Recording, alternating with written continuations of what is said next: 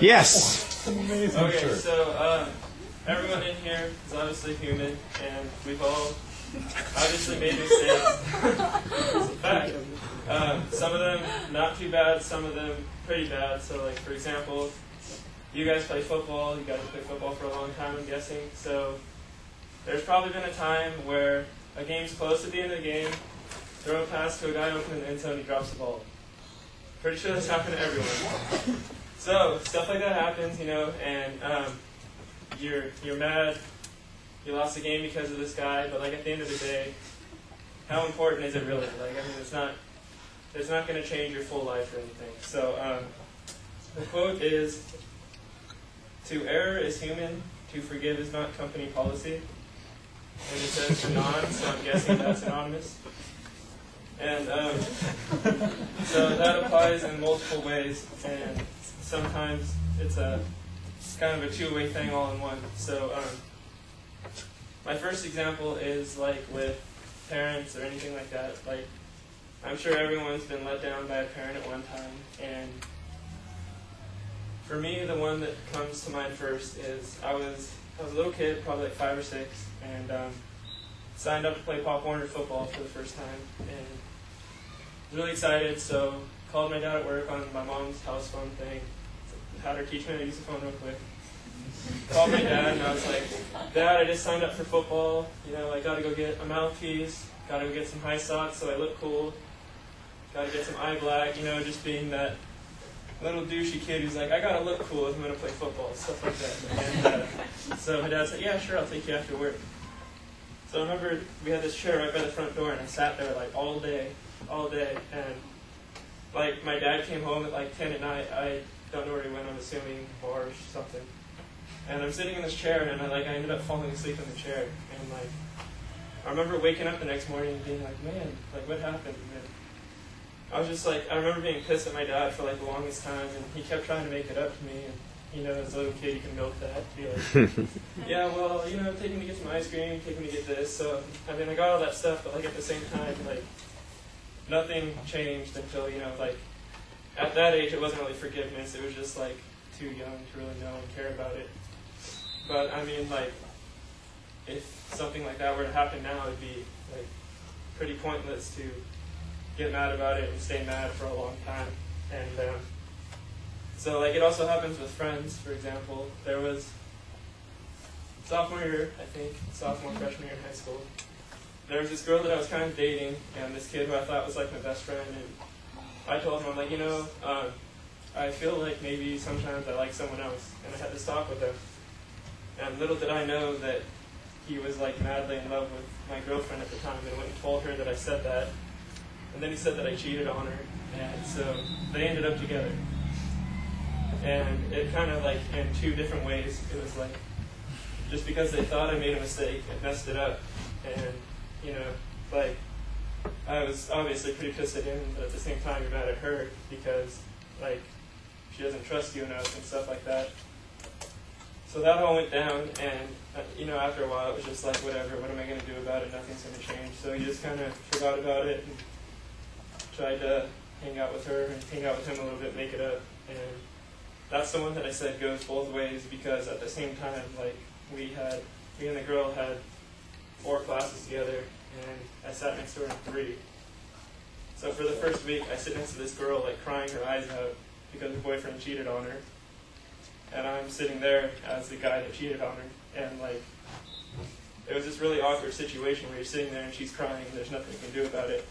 So, to say, like, it goes the other way, like, even though I did nothing wrong, if she honestly believes that I did, she's going to hate me. And in a way, I guess it's understandable. So, like, you got to do what you could to make that, like, make her not mad anymore, and you try to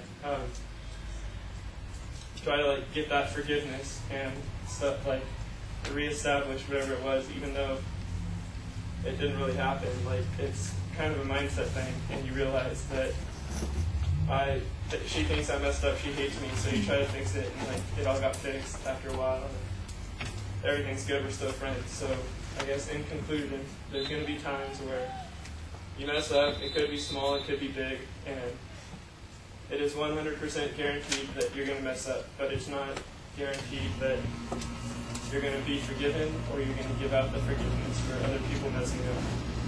So you have to either earn the forgiveness by, just trying to hang out, trying to reach out, or whatever the situation is. You got to try to earn your forgiveness when you mess up. But at the same time, you have to be willing to forgive people when they mess up. And forgiveness doesn't necessarily mean oh, I love you again. It's just you're forgetting, or not forgetting, but letting go of pain or whatever, if it's small and not pain, but letting go of whatever was caused to you and moving on. So both ways, you have to earn forgiveness when you mess up and be willing to give out forgiveness when someone messes up to you. So thank you.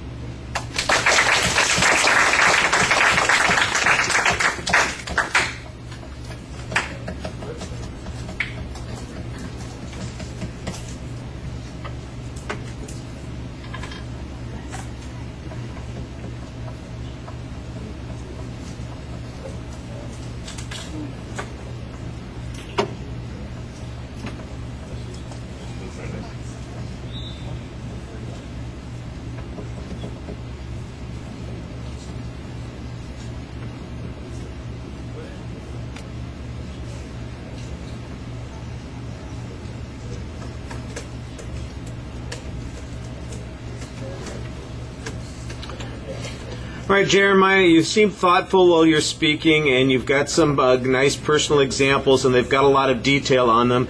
I don't know that you always seem focused on what the examples you're supposed to be supporting, and you sometimes, I think, get caught up in providing the details and forgetting what it is that you're trying to say. So content-wise, I think everything is there, but it just needs an opportunity to...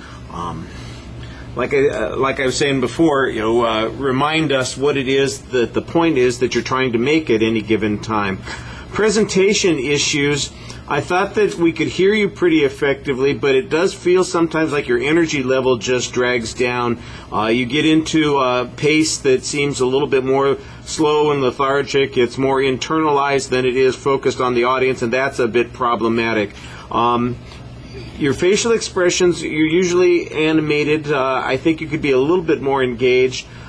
You have some gestures that are indicators, but there are a lot of anxiety gestures too. You're scratching your back, you're touching the back of your head, you're kind of reaching over and tapping your own shoulder. There are just a lot of things that you're doing that suggest that you're not quite comfortable, including rocking back and forth on your feet a little bit too. That's a little bit of awkward rhythm. It's not really focused on engaging in the audience. It's just something that you're doing to kind of keep you focused on what's going on with yourself. And I think that you need to be aware of the impact that's having on the audience. The summary was pretty solid. Like I said, I think that you've got a lot of things that you're doing pretty well. Your voice, for the most part, your posture is usually fine. The content issues are pretty strong, but there are several delivery things that need a little bit extra work. Thank you.